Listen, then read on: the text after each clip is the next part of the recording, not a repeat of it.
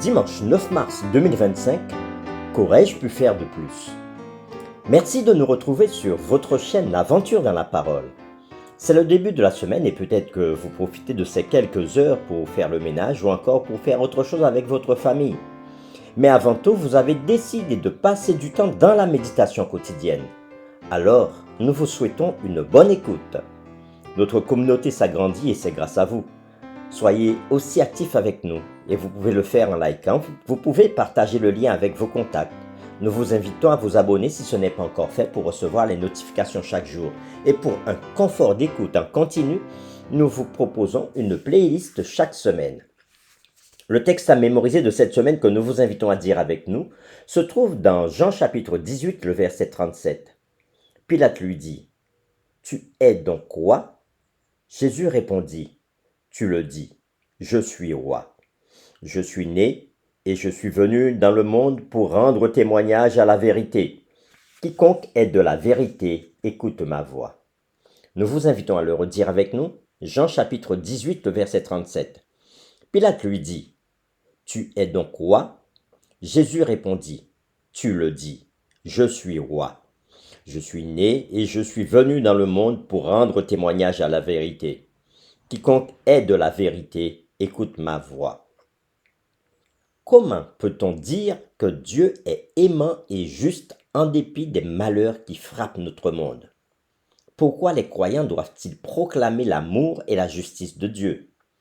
Les réflexions de cette semaine nous aideront à répondre à ces questions et aujourd'hui nous le ferons avec la séquence Christ le vainqueur. Bien qu'il y ait un ennemi à l'œuvre que Christ lui-même appelle le prince de ce monde, le vrai roi de l'univers est Jésus-Christ. Jésus remporte la victoire pour nous et en lui nous pouvons avoir la victoire même au milieu des difficultés et de la souffrance. En effet, l'œuvre de Christ s'oppose à l'ennemi à chaque tournant. Nous avons vu que les Écritures décrivent le diable comme le séducteur de toute la terre depuis le commencement. Et ça, on l'a vu dans Apocalypse chapitre 12, verset 9, Matthieu chapitre 4, verset 3, Jean 8, verset 44, 2 Corinthiens 11, verset 3 et 1 Jean 3, verset 8. Nous avons vu aussi que le diable est le calomniateur et l'accusateur de Dieu et de son peuple dans le ciel. On l'a vu dans Apocalypse chapitre 12, verset 10, Apocalypse chapitre 13, verset 6, Job 1 à 2, Zacharie 3, verset 1 et 2 et Jude 9. Et nous avons vu aussi que le diable est le prince de ce monde par usurpation. Et on l'a vu dans Jean chapitre 12, verset 31, Jean chapitre 14, verset 30, Jean chapitre 16, verset 11, Acte 26, verset 18, 2 Corinthiens 4, verset 4, Éphésiens 2, verset 2 et 1 Jean 5, verset 19. Nous vous invitons à lire avec nous Jean chapitre 18, verset 37 et nous répondons à la question suivante. Que nous dit ce passage sur l'œuvre de Christ pour contrer les tromperies de l'ennemi?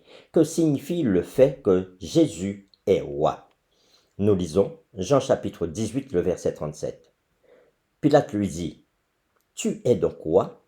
Jésus répondit, « Tu le dis, je suis roi. Je suis né et je suis venu dans le monde pour rendre témoignage à la vérité.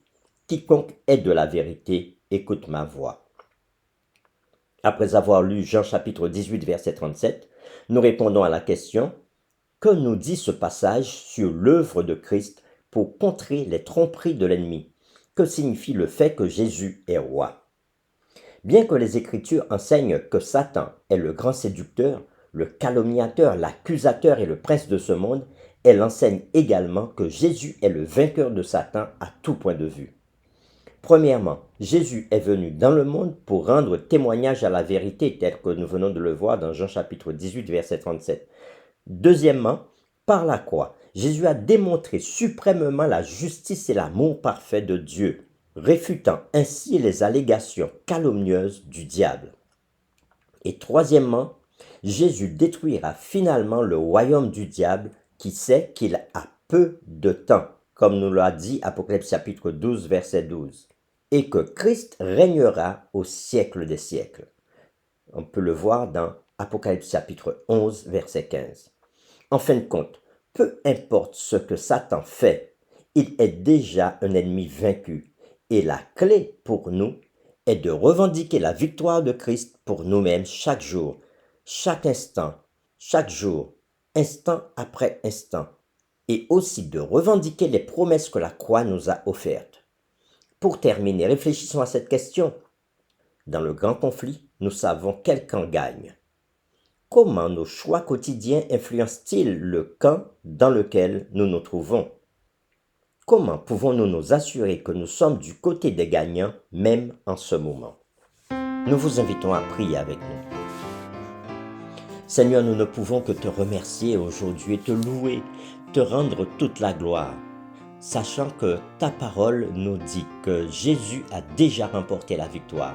Et parce que Jésus a déjà remporté la victoire, alors nous, les croyants, nous pouvons marcher en paix, nous pouvons avancer, sachant que nous sommes du bon côté puisque nous avons accepté Jésus dans nos vies.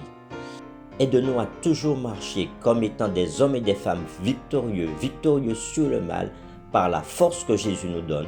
C'est en son nom que nous avons prié. Amen.